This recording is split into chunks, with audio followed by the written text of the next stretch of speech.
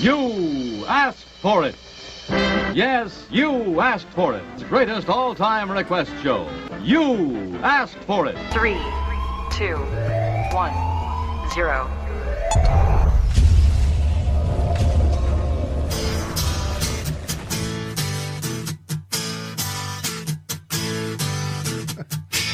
Hey, you! Yeah, you! Come here for a minute. I want to talk to you.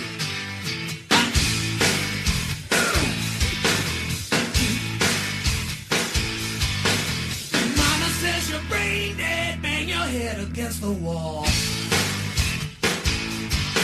Can't find peace of mind. Brain needs an overhaul. Bonehead, brain dead, we're all the same. You can't think straight when your heart is in pain. Turn around, hit the ground, time to lay your burden down. The views expressed on this broadcast of the Take 12 Recovery Radio Show are those of the co-host and guest and do not necessarily reflect those of our affiliates. The topics and opinions on today's show should not be considered as medical, psychological, or professional advice. Take 12 Radio is not affiliated with any particular 12-step fellowship. And now, here's your host, The man. The man. The myth. The myth. The legend. Maybe. the Monty Man. Who? Telling you the truth and I ain't gonna lie to you. Good guys, bad boys. We're all the same. Saved by grace is the name of the game.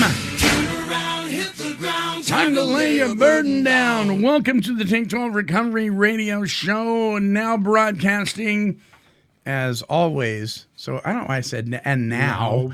Yeah. Broadcasting on, what is it, Spotify? Yes, Spotify, iHeartRadio, Apple Podcasts, YouTube. That's where you guys are watching. And Podomatic and WordPress. What is WordPress? And Google Play. I don't know what any of them are.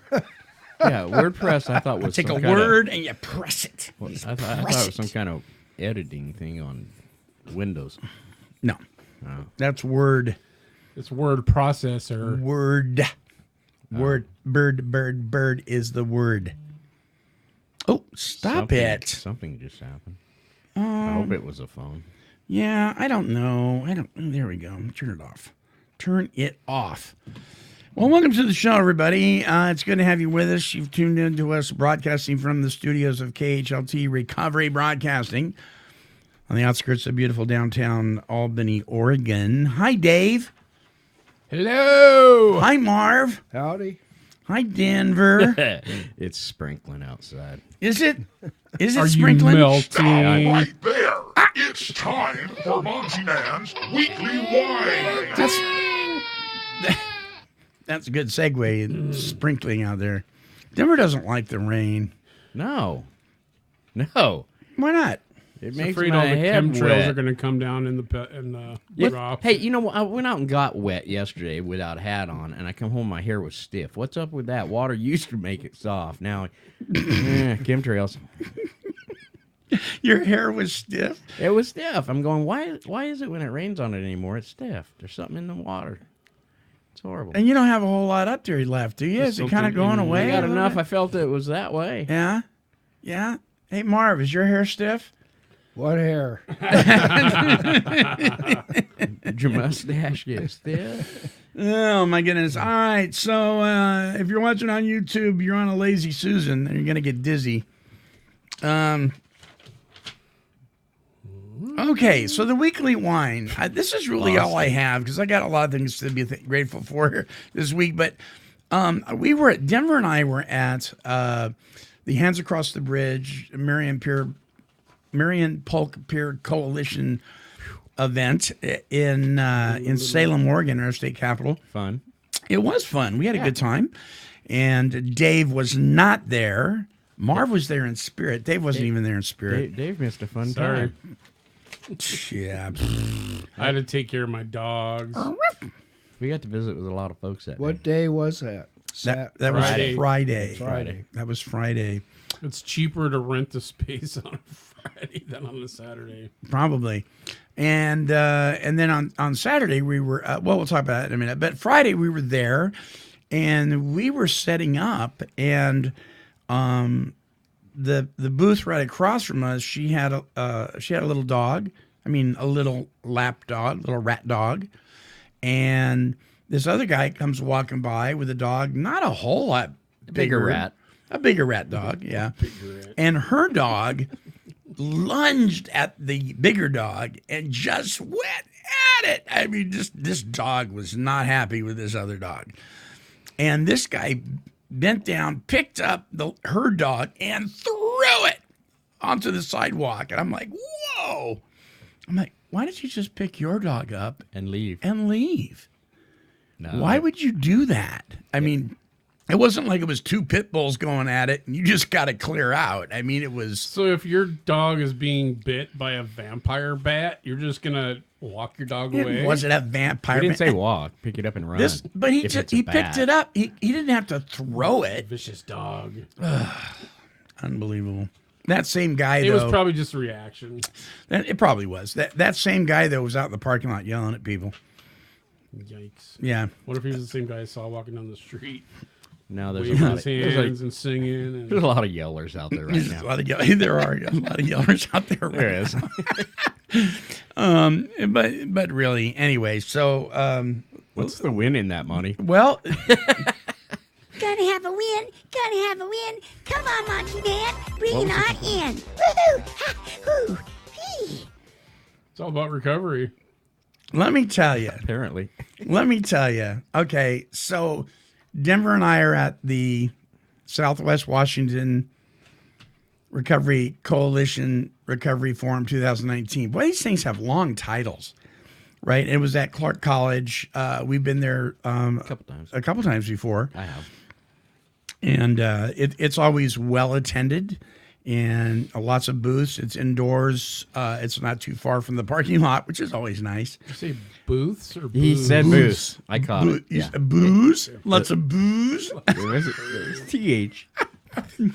But Joey Smith and all the guys and gals from up there, they just put on a heck of an event, and we were honored to be there. And so here's the win. So Denver buys raffle tickets. He buys some for me. He buys some for himself. And I'm sitting there and I'm saying, the last time I won anything, I think it was a package of Oscar Mayer bologna when I was in junior high, something like that. Like maybe I won a gallon of ice cream. I don't know. It's all food related. But we're looking and they're reading off. Yeah, it's always food Diabetes. related. We're reading off they're reading off the tickets and everything. And it comes down to the grand prize, which was a Vizio 55-inch flat screen 4 Ultra 4K? HD thing. Yeah. And we're packing stuff up because it's getting ready to close down.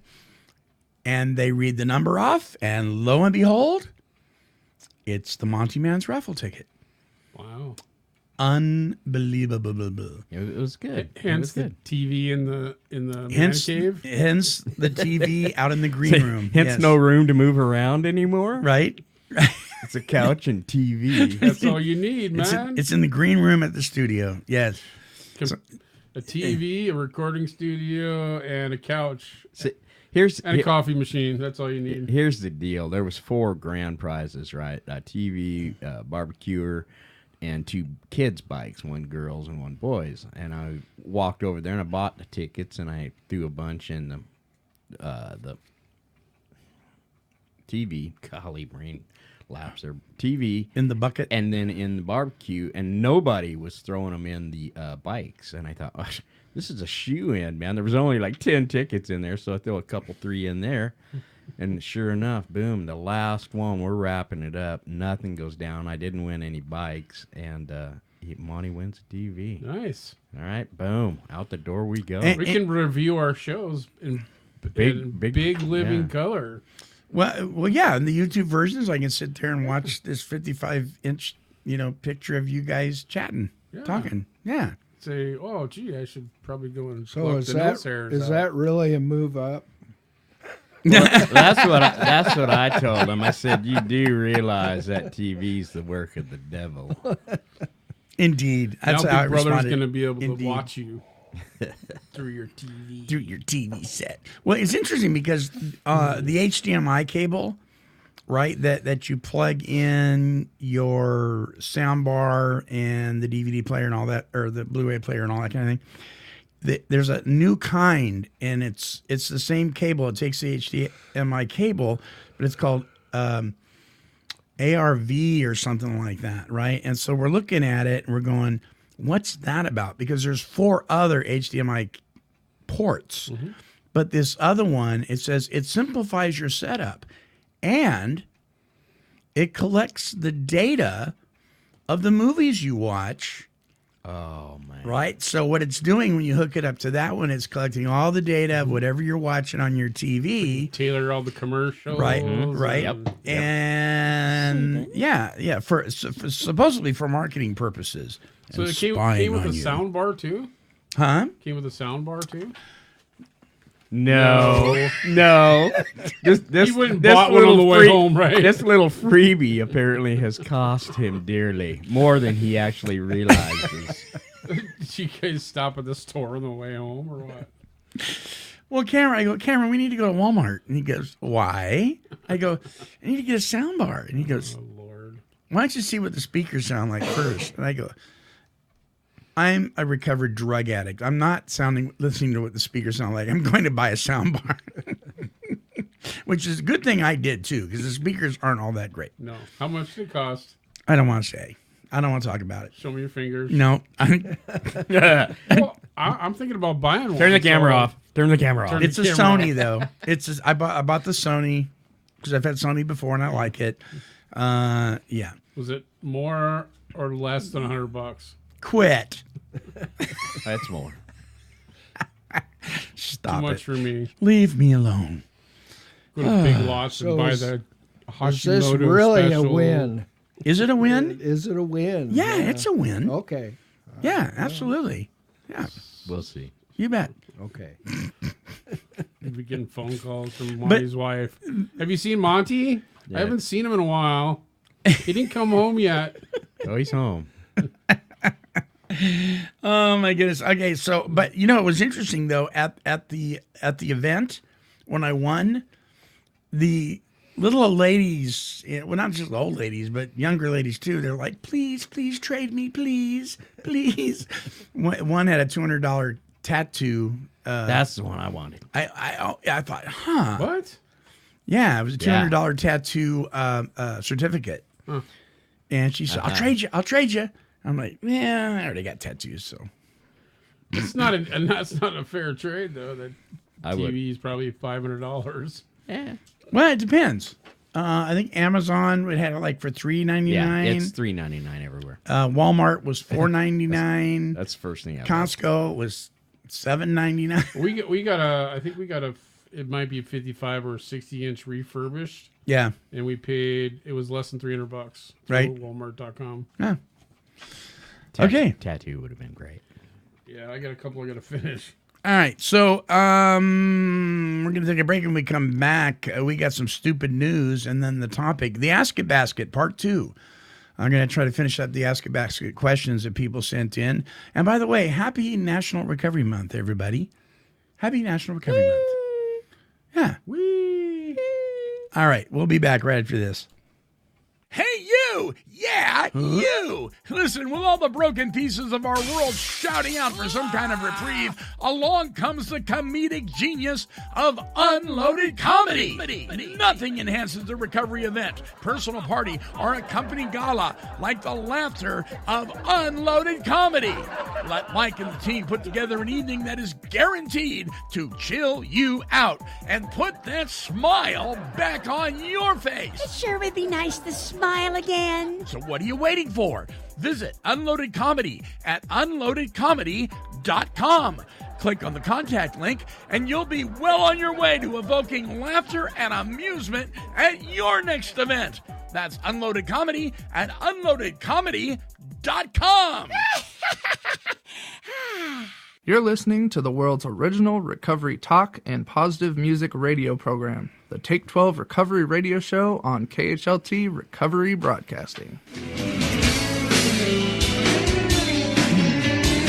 Welcome back, all you YouTubers, Spotifyers, and Apple Podcasters, etc.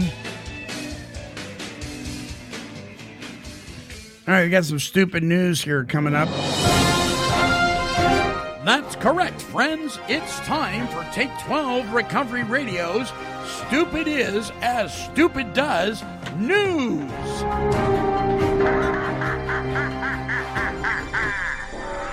Yes. All right, so I got an email this week.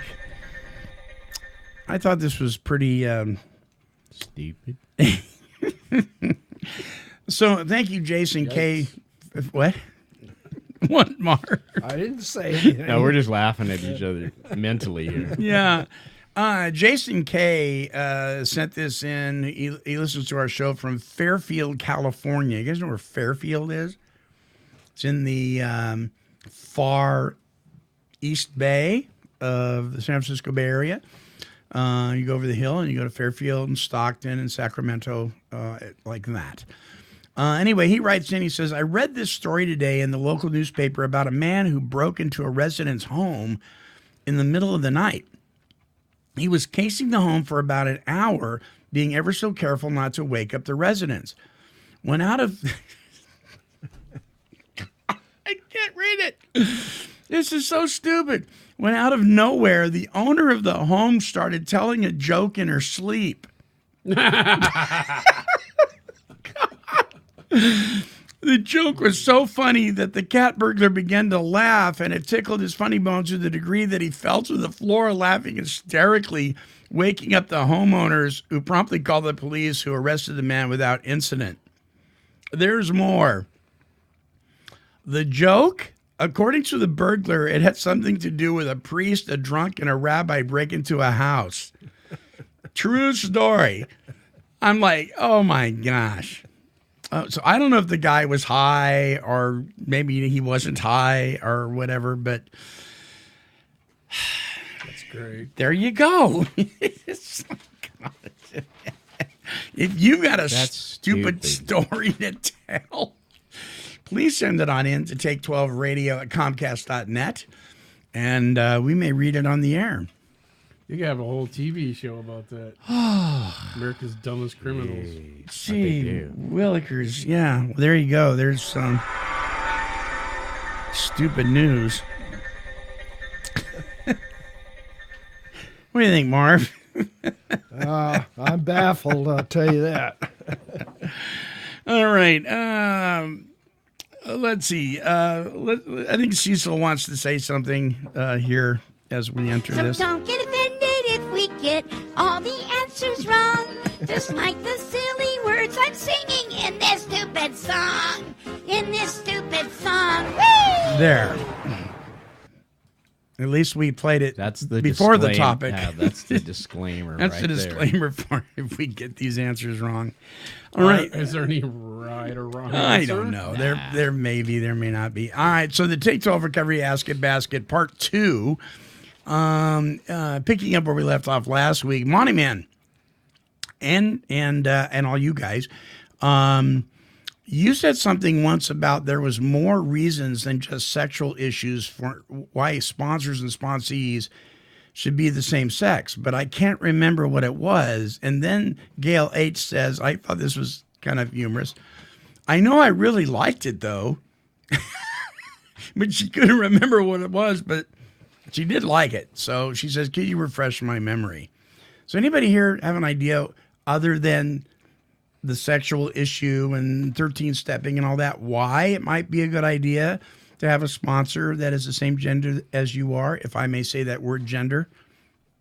Because men, and I'm stepping on my own neck here. Okay. Men and women think differently. Men and women think differently. Right. That's right. They do.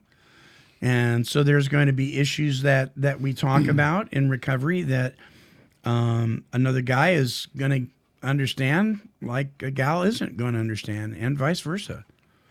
I think especially when you're first walking through the steps as a newcomer. Right. Right. What do you think, Dave? Yeah, I agree. There's And there's always some degree of holdback when you're dealing with the person of the opposite sex, usually from the, the whatever sponsee or client or whatever. Because I counsel. Put your mic down just a little bit, so it's there. You go. I counsel women too, and I can always tell unless I'm setting it up appropriately in the beginning. Right. They tend to hold back a little bit. And guys are more forthright. It's just different. I don't know. I couldn't say they're more forthright. It's just different, because we think differently. Right. And we'll give an answer that might be fitting for us or another man, but not appropriate. For a woman. You know, unless you're able to filter that through properly. Right. Which doesn't always. That's funny. Which part? That's filtering it through properly. Let me say something real quick. I said that, and I'm sitting here thinking, here we are in the age and the days of the Me Too movement and all this stuff. Right. I'm not being critical at all. I think it's just a fact. Right. That we need to recognize that the sexes are different. Yeah. That's all there is to it. Sure. And that's not a down, trying to run anybody down or anything else. It's just a fact of the matter. It's just the way it is. Yep. So I got some news 2 days ago that my doctor, he's been my doctor for years, is leaving the practice, and I called to change an appointment date. I wouldn't even have known this. I would have walked in, and it's going to be a female doctor. I've never had a female doctor before. I don't know that I have any feelings about it, but I just thought it was kind of interesting. I'm not sure how. I don't know. Guess you're going to find out. Well, I would imagine you probably have a choice. You could probably pick somebody else if it's an issue. There's no other female doctor choices, but there's 2 male doctor choices. But I don't know any of them. But we'll see. We'll see how it goes. Just roll the dice. Man. Yeah. Here's the next one. What do you prefer to use for a step study, the Big Book or the 12 Steps and 12 Traditions book? Somebody want to grab that, or do you want me to start off with that one? Well, Marv, what do you think? If you're in a Big Book study or I should say a step study, you prefer the Big Book or the 12 and 12? Well, that's kind of that's all in the eye of the beholder, I guess. Both of them. The Big Book's gonna add insight. I mean, you say a step study, so naturally you would go to the 12 by 12 because that's right on the steps, right? We'll see. But the Big Book, has insight that 12 by 12 don't have. Right. So I'm kind of thinking, well, I don't think it's one or the other. Is it a toss-up for you? Yeah. Yeah. Dave, what about you? What do you think? I just think it would be whoever the facilitator is or the group conscience on which one they want to use. Yeah. I mean, you could do both. If you're doing a step study, wouldn't you want to cover every aspect of the step? So maybe you'd read out of both at a different time. Okay. Denver, any thoughts? I think through my travels in meetings, it's been like Dave says, the facilitator has picked, the topic, whatever fits that meeting that time. Okay. So, all right. So no preference from me. Okay. So I'll shoot my 2 cents in there. So Marv's got a chuckle going on. Well, that's because I know Monty's getting ready to throw a bomb in the work. Right on. Here's the proper way. Zoom in, Monty. All right. Well, read my lips. It does say, what do you prefer? So I will tell you what I prefer in a step study. The 12 Steps and 12 Traditions does not teach you how to apply and implement the steps. It's like an editorial on the steps. The Big Book of Alcoholics Anonymous is what teaches you how to apply and implement the steps. The program of action laid out is in the big book. It's not in the 12 and 12. So for my taste, if I'm doing a step study, I want to know how to apply and implement those steps, and the 12 and 12 doesn't do that. I think that there's a lot of groups that do both, and I think that's fine. In fact, there's some groups that have big book studies that are surrounded around the first 165 pages or 64 pages. And then they have 12 and 12 studies too. They'll have a separate meeting for that. I think that's a good idea. But for my money, if I want direction on how to actually implement and apply the steps in my life, I'm going to be going to the big book. And that's just my take on it. There you go. Very good. Yeah, there's a little bit more too. I apologize. I can't remember the guy's name, but you had, I think, done a program with. Chris S. He walking through the big book. He was No, he was from Ohio or Iowa, or he written 3 or 4 books on the 4th step and Dick B. Maybe. But anyway. Or Mike D. I don't know. There's been so many. Yeah, but he really come at it from a spiritual angle and added a whole lot more insight. I know he did for me on step 11. There's a guy barefoot. Oh yeah, Bob Barefoot. Barefoot Bob. Yeah, yeah. There's a website, Barefoot Bob. Yeah. That's a really good site. Yeah, he's got some good stuff. Yeah, and he kind of expounds on. Right. Everything. Well, we actually did it, and we have that available. We have Walking Through the Big Book with Chris S., and then we have Walking Through the 12 and 12 with Chris S. And if you want to really enhance your recovery and you really want to get some filet mignon, instead of just hamburger, you're going to do both, I think, because it just opens up a whole new thing for you. But like I said, particularly for somebody new, to try to take them through the steps using the 12 by 12, it really kind of cheat them because it's not directive. But there you go. There you go, and there you have it. There you have it. Okay. What are our viewers getting to view right now? Marv. What? Oh, they are seeing Marv. Now they're seeing Dave. Now they're seeing Denver. The doll in the calendar. See what we got going on. That was a subtle hint, Dave. Oh my goodness. Okay. Can I? Yeah, go ahead. Maybe you need to get a cameraman. Yeah, I do. We need to up the game here.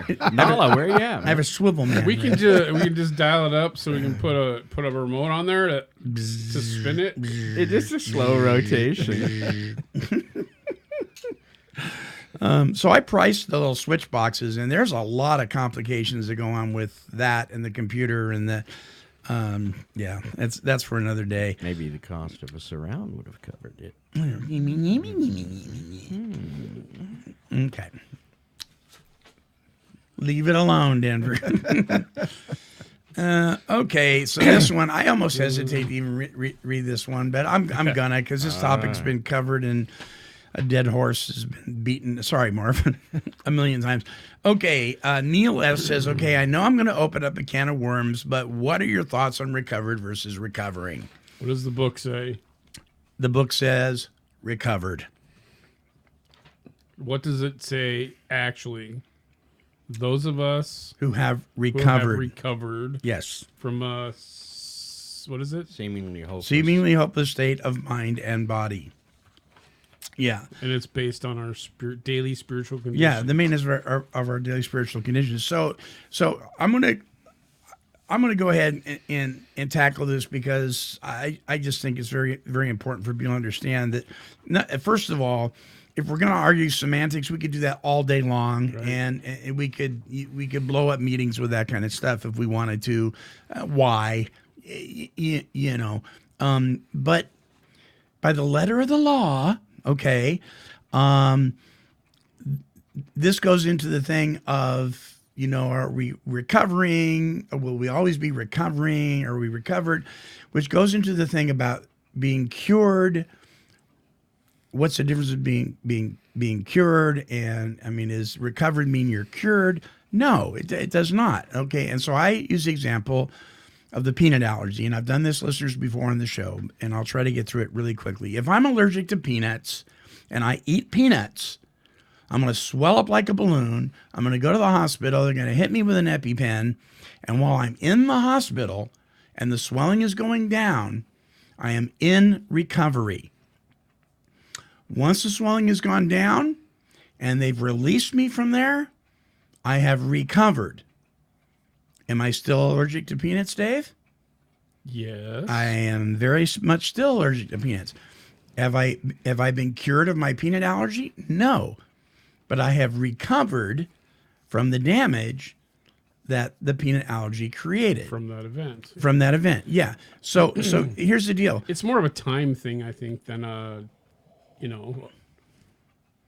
people that are early in recovery they're recovering, right? Yeah, but I mean, I don't know. Somebody can recover in their first year. I mean, well, so let me explain. So the deal of it is being a recovered alcoholic means that the symptoms are gone. My symptoms are gone. I don't drive drunk. I don't steal anymore. I'm not doing all that stuff. The symptoms, they're gone, right? Being cured means that the illness has disappeared. I'm still allergic to alcohol. So I'm not cured of the medical condition of alcoholism, which simply means I'm allergic to it. The symptoms are gone because I don't drink anymore. God has removed the compulsion to drink, so that overwhelming compulsion has been lifted. That's gone. I've recovered. You can recover the fumble, but you're still in the game, kind of thing. So the big book of Alcoholics Anonymous, if you're going to go by what the big book says, you don't have to agree with it. But if you're going to go by what it says recovered. It's very clear that you've recovered, past tense. Does it mean that you still have a mindset of recovery? Yeah. I mean, I'm still recovering from my sin nature every day. That kind of thing. So I don't know. I'm kind of like, a lot of people argue about this stuff and they make such a big deal out of it but that's just my take. Marv? Well, the only thing I was going to say is it's a matter of attitude.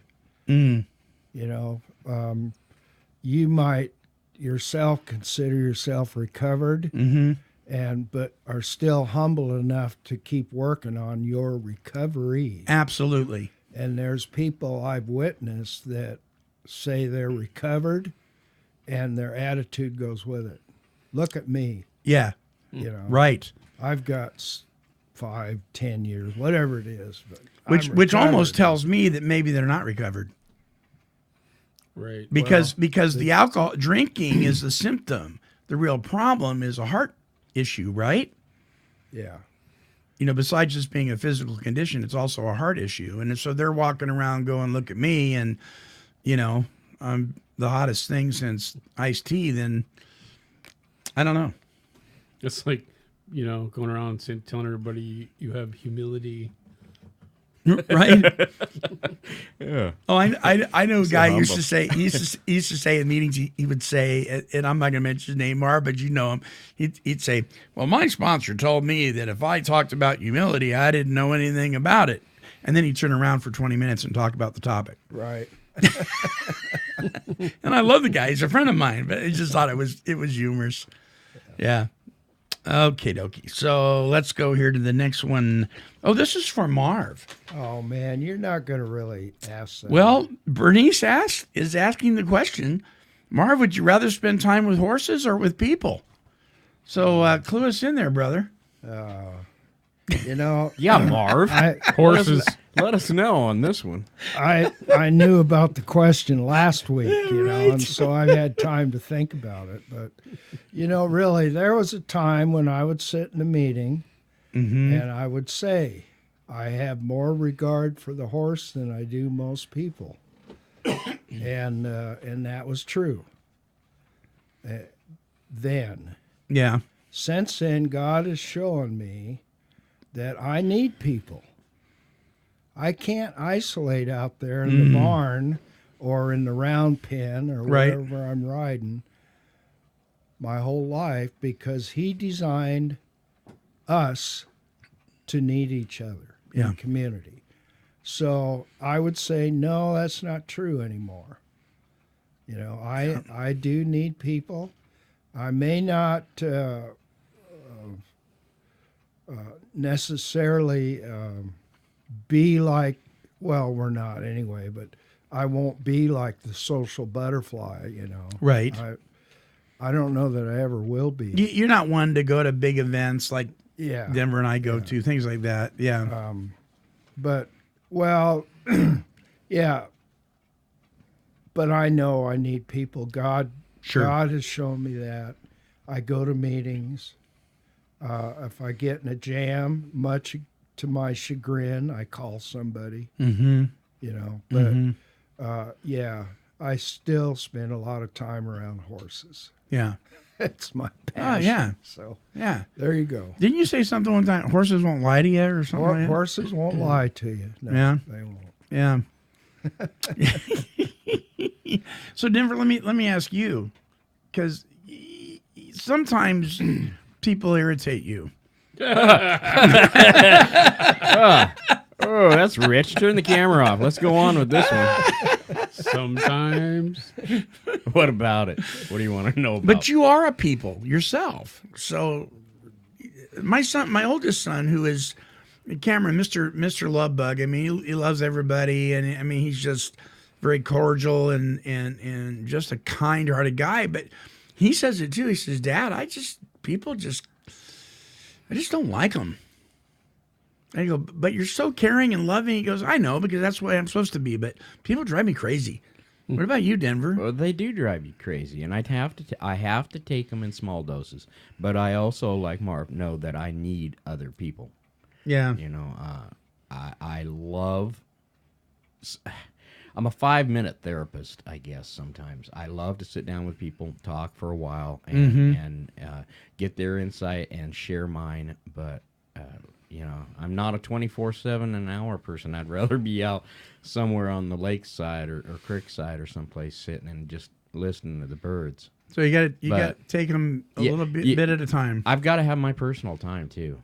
Right. I'm very content and comfortable being alone, but I adore getting around people too. It's take it in doses. You love people watching, though. I know that. I do. Yeah. I learn a lot. Not unlike we've said here before. It's interesting to just go wherever you go, meeting, mall, countryside, wherever. Yeah. And just sit and observe people, because you will learn a lot. Not engaging them, just watching and listening. And I'll be with him or something. He'll go, "Look at that! Look at that! Look at that!" I'm like, "Oh my goodness!" Dave, do you like hanging out with folks, or are you more of a loner? I kind of straddle the fence on that one. Yeah. Back in the day, my policy was I don't care what you think or what you say, or you know, I don't need anybody, because no one's going to take care of me but me. When I get into recovery, God got a hold of me, and you know, I've talked about this before, talking about the only thing you got to change is everything. Sure. And so part of that was, you know, I have to engage with people. I can't isolate, because that's my comfort zone. You know, give me my dog and my wife and, you know, my truck and bowl of ice cream. Yeah. A gun, and I'm good. But when I started my new life, that was part of the deal. Is, you know, as human beings, we're social creatures, and so we have to be, and you know, kind of mandated by faith to go out and help others. And so it keeps me humble. It helps my recovery. Seeing that kind of plays into the old, you know, instant gratification. When you go help somebody else, you're getting instant gratification. Not only are they acknowledging that you're helping them, but you're feeling good about what you just did, and so that still fills some of that need that we have, you know, as addicts. You know, yeah. Yeah, I have a similar analogy to your peanut one too. Remember the Twinkie analogy? Oh, the Twinkie. Twinkie. Yeah. But yeah, I have to be around people because if I don't, I will slip silently into the abyss. Deeper and deeper. So I'm going to read this one and direct it to you, Marv. Oh no! There you go. Wisdom. Can you tell me why so many people think that AA and other 12-step groups are just allowing addicts and alcoholics to make excuses for their drinking and using? I have close friends that keep badgering me with this issue. What can I say to them? You ever heard that?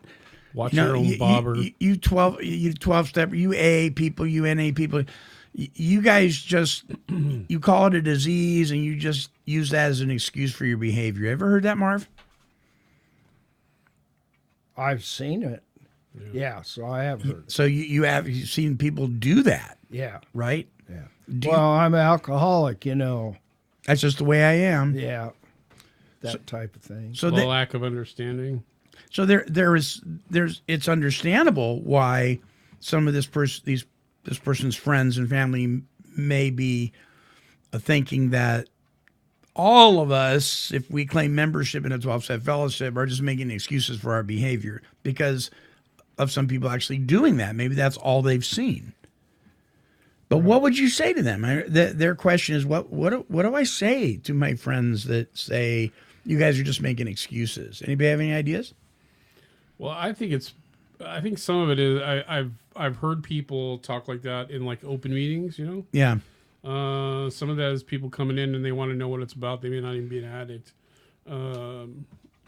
But I think it's just they just don't understand. I've had people say, well, you went to treatment, so now you're cured.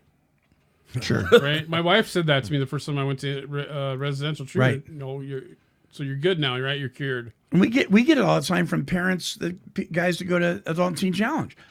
Oh, they can come home now. They've been there for 60 days. They're fine. Yeah, they told me they accepted Christ, so they're good to go. Right. Right? Right.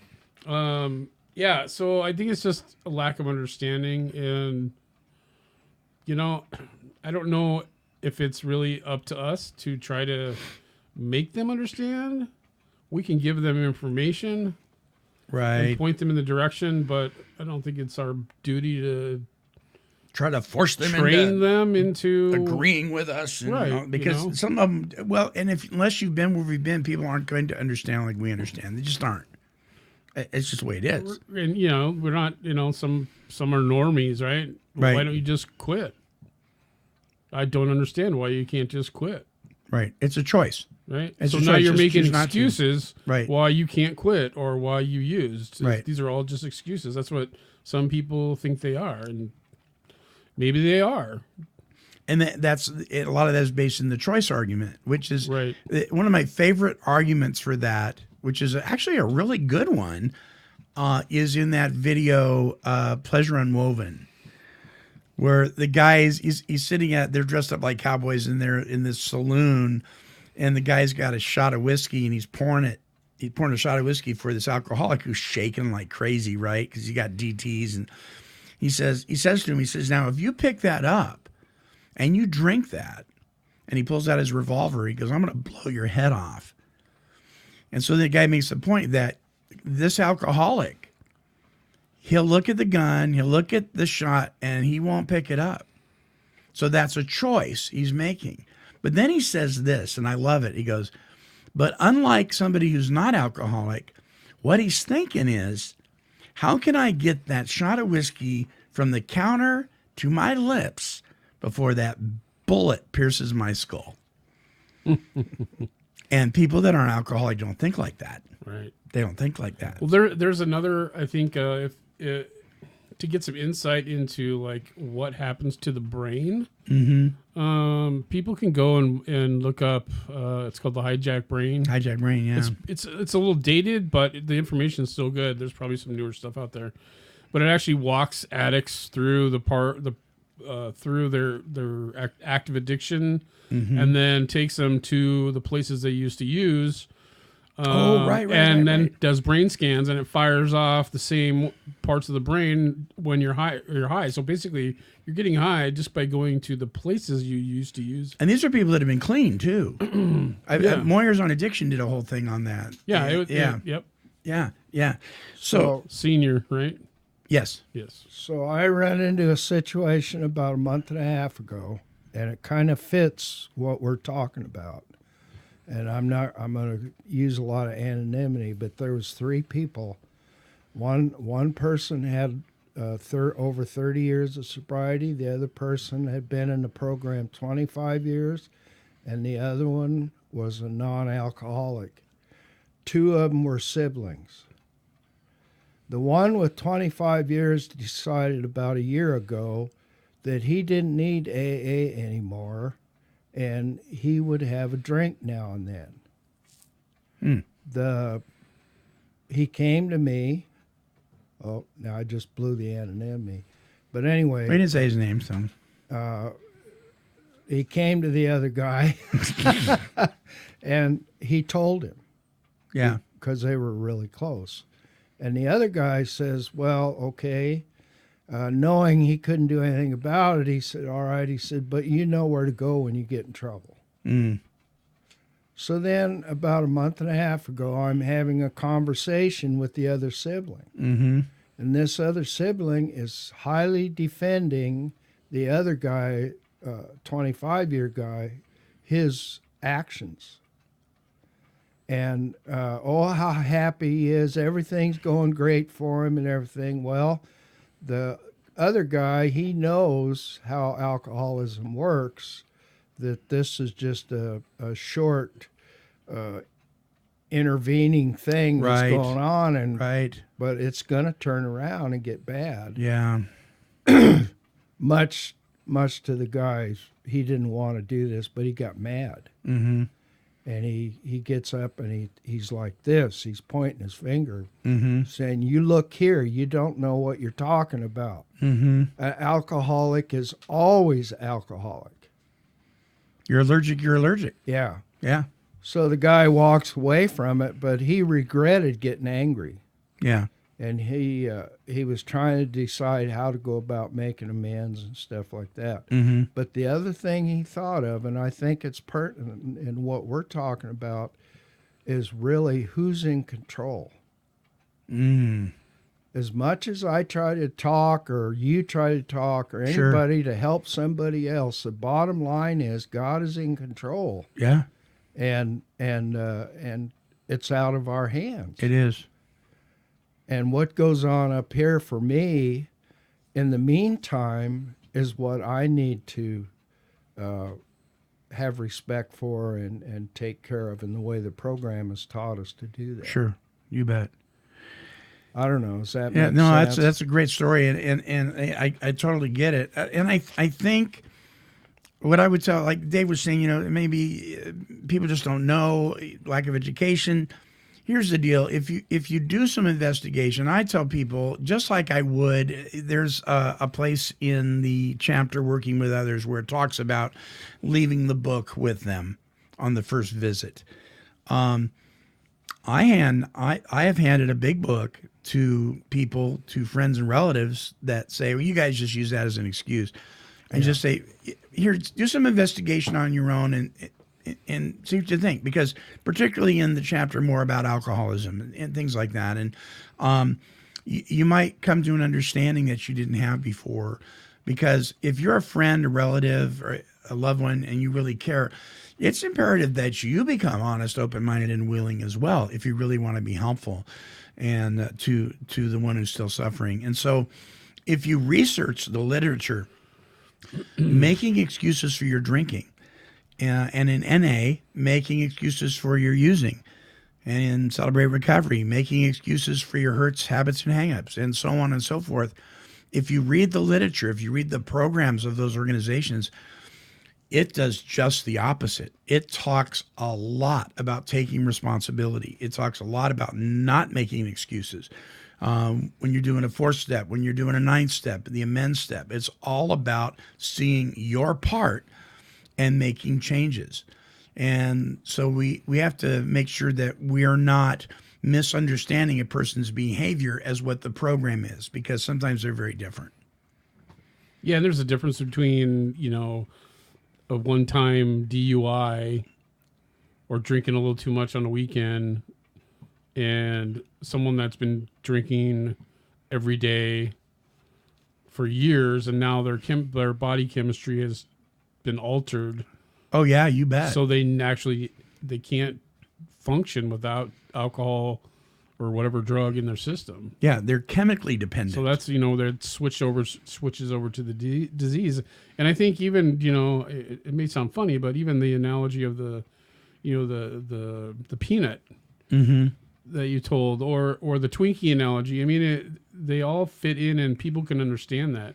Now, Right. if you had cancer, what are they going to say if you had cancer? Just don't. Right. You go into a relapse of your cancer. Just don't have cancer. And that's because you made bad choices. Just don't have Some cancer. of it is, yeah. Some of it can be. Yeah. Yeah, you bet. You bet. I think I was talking about also, Monty, just to kind of clear the air. I was talking about the people who get themselves in a storm between their ears over that question. Over that question, yeah. Yeah, sure. That really the bottom line is God's in control, and I have to keep that in mind. Yeah. Right. Amen to that. Amen to that. Okay, so the next question here is, I had to chuckle at this because I've seen this.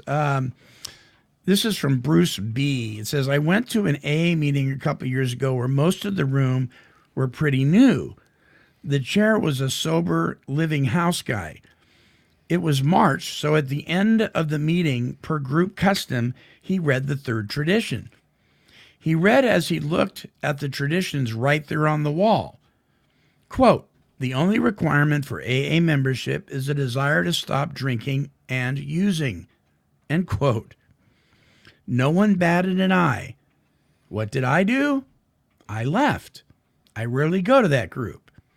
That's what's happening in Alcoholics Anonymous, just reporting the facts on the ground. Bruce B.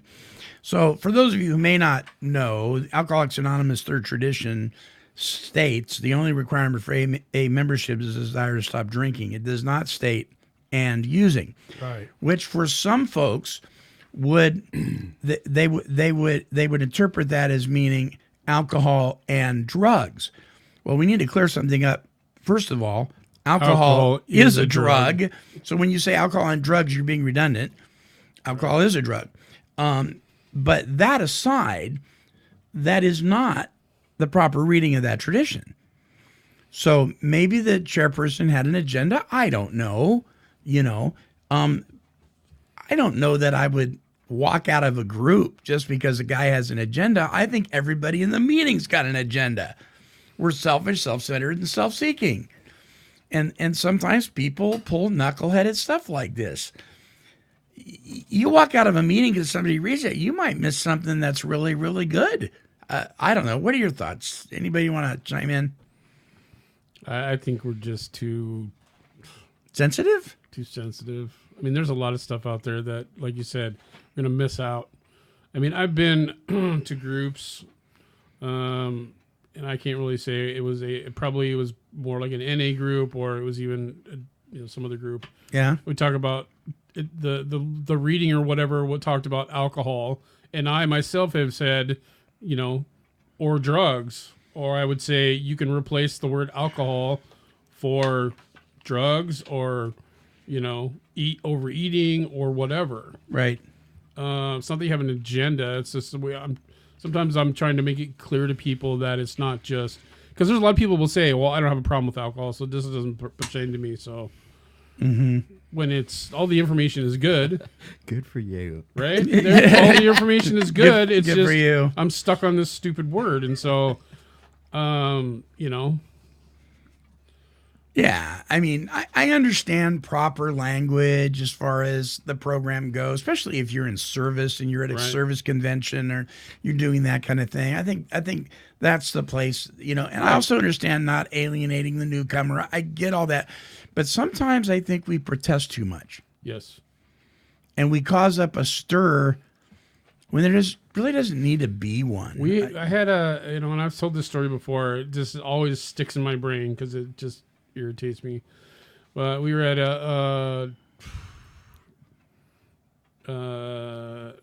I think it was I don't know if it was an AA or any meeting. Anyway, the person, this girl introduced herself as an addict alcoholic. Mm-hmm. Well, one of the I like to lovingly call the AA Nazis, right? And I don't mean, well, I guess maybe I do mean to offend somebody, but sorry, but they basically walked up to the person after the meeting and they said, if you're going to be in this meeting, you need to address yourself appropriately. And it was the only meeting that was available that day that this person needed to go to because they were having some serious problems.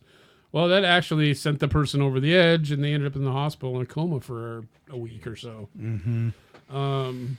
So I don't think we always realize the little things that we just pick on, how it can affect people that are new in recovery. Well, and you know what? Some people are listening right now going, yeah, but no matter what you say to the person, even if it's inappropriate, if they go back out, that's totally on them, and you do not contribute to that. And to that, I respond, wait a minute here. There are people, depending on where they are in their recovery, are not capable of digesting what you have said. They're not mature enough in it. They're babes. Or you don't know their situation. And you don't know their situation. They could have just been battered by 15 people before they got there. That is a very irresponsible statement to say, especially if you don't know what's going on with that person. You know, if I threw you under the bus and you go out and drink or use, that's totally on you. Well, sure. Yes, did they make the choice? Yeah, but to not take any responsibility. I remember in college there was these two guys that were saying some very hurtful things to me, and I went to them and I said, you know, that was hurtful, and they said, well, you're just too sensitive. I go, no, you're copping out by not taking any responsibility for your actions. And who cares if the newcomer wants to introduce themselves as my name's Dave and I'm addicted to pizza, because I've done that before. No one said nothing to me about it. All right, you're done. You're out of here. Throw that guy out of here. Little humor there for a second. But I mean, you know what? I think it's about helping people, figure this thing out and get this recovery thing going, not picking apart every freaking syllable of their word. Yeah. Marv? Thanks, dude. People need to have enough respect for the program Alcoholics Anonymous to recognize when they walk through the door, it's Alcoholics Anonymous. But some people don't know that, though, when they walk in the door, if they're brand new. No, but after a little bit, they do. The thing about it is Alcoholics Anonymous has a set of steps and traditions, and those are worded in a particular way for a reason. And to change the words in those, then that's what we're talking about. Right. I'm not talking about whether I think an addict ought to be in there or not. I'm talking about changing the program of Alcoholics Anonymous, either being funny or being serious. And I would agree with that. I would agree. I think it's just the approach that we make. When I walk through the door, I know I'm going into the program of Alcoholics Anonymous and know what their standards are. Right. Secretly, I may not agree with them. I may walk out and say, well, screw these people and all that. But in the room, that's when we need to have respect for the program, for the people sitting in the room, regardless of where they're coming from. But then in my mind, those same people need to respect that program. I agree. Well said. Well said. So I think, again, I wouldn't walk out of a meeting because somebody added a word. I may talk to them, but I think it's all in the approach. Everything's in the approach. So if you get a newcomer in there and they're introducing themselves as this, that, and the other thing, and they've been in there for several weeks now and they're still doing it, I think it's how you approach the person. But this is one reason why sponsorship's so important. And, we say that over 80% of the people that are in meetings today don't have sponsors. And if they do, they're not people that actually know the program of Alcoholics Anonymous or the other programs. And so they're passing on information that's inaccurate. But that's why it's important to learn this stuff and know it and maybe even learn some of the history. So really well said, Marv. I'm going to go to this last question because we kind of kind of covered the one before that last week. So I'm going to go to this last question here because we have to wrap it up. This is also made me smile. You chair a large meeting, and there's always a few regulars that continuously overshare and monopolize the meeting. You've already spoken in private and asked them to shorten their share, but it still continues. What do you do?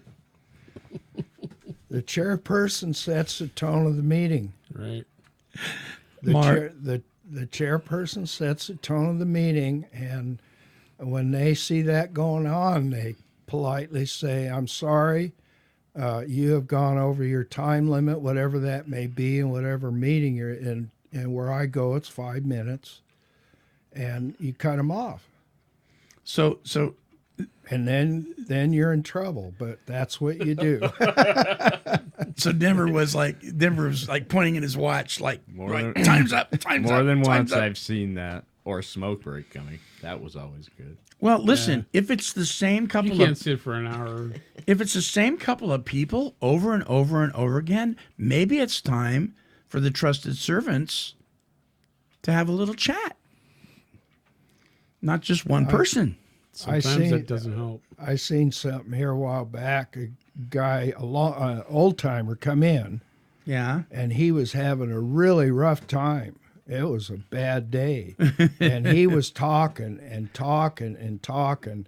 And this is one of them deals where when somebody's really hurting and having a hard time, in my mind, you let them talk. They need to get it out. Mm-hmm. And so this guy behind me, he hollers out, "Hey, we got a 5-minute limit. Your time's up, you know."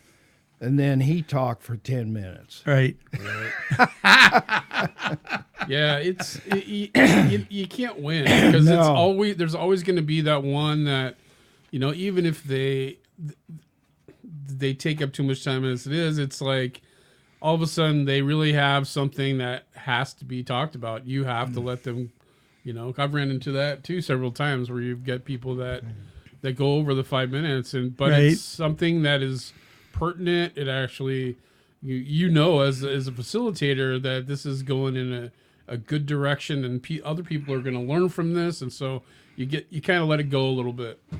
What do you guys think of the I don't know if you've ever been in a meeting. I've only been in one where they had it was like one of those when you play chess, they have those timing clocks and you hit the button on. What do you think of that?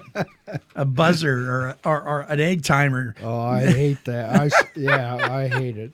I'm sorry. I just do. I heard about a meeting that actually, you know how they had you can buy at novelty shops those stoplights that have a red light, green light, yellow light, right? And there was a switch. The guy told me there was a switch up at the chairperson at the desk, and they hit it, you know, and it'd be green while the guy's talking, and then when time was getting ready to be up, the yellow light would come on. 2 minutes left. Right, it's yellow, and then the red light would come on, but there wasn't any sound. Nobody said anything. And I thought, what? It's kind of interesting. I don't know, but Marv, you really hit the nail on the head there about the chairperson. The chairperson is the person that's responsible, you know, for the flow of the meeting, and that's why it's again important to go to some of these training things that these groups put on about, you know, how to chair a meeting, how to sponsor people, how to guide people through the steps and that kind of thing. Because there's a lot of people, man, we throw them in a chair. Oh, hey, you could chair the meeting today. Yeah, because you have something to do and there's nobody else available, and so this person's stepping up. Right. We stick them in there. And they're not going to know. They're not going to know, you know. But yeah, the chairperson really needs to be the one that says, okay, thank you so much for sharing and being polite and being kind. Right. You know. It's a little difficult at first, but after a while, it tends to weed out the people. They either stop or they just leave, and then you get a group of people that are gonna stick to the. And if they know you're chairing, they're going, okay, we know not to go past 5 minutes with that guy. It always cracks me up though when they say, like, you have a room full of 40, 50 people, and they go, please limit your sharing to 5 minutes so everyone has a chance to share. And I'm thinking 5, 10, 15, Right. 20, that ain't gonna happen. Then you're like 2 minutes, right? Oh man! All right, good show, guys. Any last thoughts? Anybody? Tolerance and patience. Acceptance. Tolerance, patience, acceptance is the answer to all my Problems. Is it though? Difficult sometimes, I must say, but tolerance and patience. Oh, wow. Silence. All right. Well, listen. I just got done with patience, so please send in your questions. We love them, and we'll do an Ask a Basket again when we get a number of questions. I'll put some out there, but yeah, National Recovery Month. Everybody celebrate it. Yahoo! By living one day at a time, doing it again, putting one foot in front of the other, and listening to this, our closing song. Stay away from them Twinkies. Yeah, or the peanuts. This is by Mary Sue. It's called Gals in the Group. Here's Mary.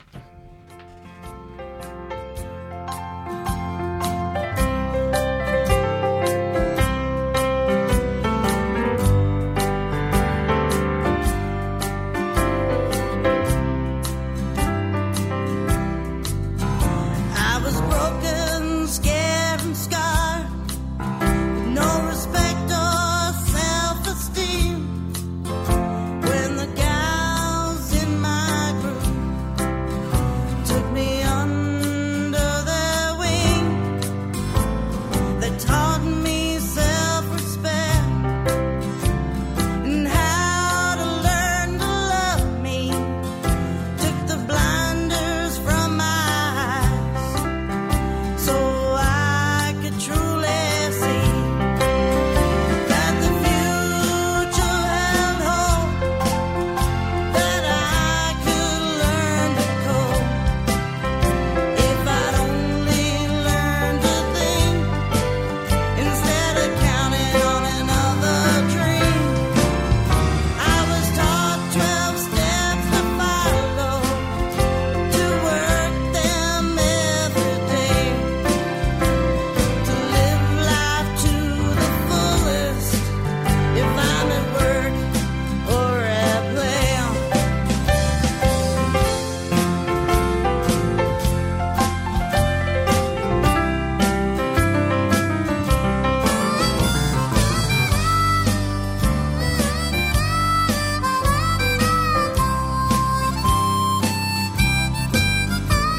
I learned how to be a mother, a sister to my brother. Learned to see the light of day when I knew no other way. The ups and downs were many, but the gals were always there. True friends who wanted nothing except to let me share. It's a new way of living, a different kind of high, filled with faith, hope, and love. I no longer wanna die. I owe a debt of gratitude that I can only repay as I pass it on to others, as I go about my day. I was broken, scared, and scarred, with no respect or self-esteem. When the gals in my group took me under their wing. Hey everyone, just a reminder, if you would like to tune in to us on other platforms other than just our website, you can search for us by going to Take 12 Recovery Radio on Spotify, Apple Podcasts, Podomatic, and iHeartRadio. And also click on the listen to us or watch us on our YouTube channel when visiting take12radio.com. All right. Until our next broadcast, this is the Monty Man along with the Take 12 Recovery Radio family, and we are wishing God's perfect serenity for you. Bye-bye now. Good guys, bad boys, we're all the same. Saved by grace is the name of the game. Turn around, hit the ground. to lay a burden down. This has been a broadcast of KHLT Recovery Broadcasting. Cause she's a super cat, she's super kitty, meow. Yeah, kitty, kitty, kitty, kitty. Meow.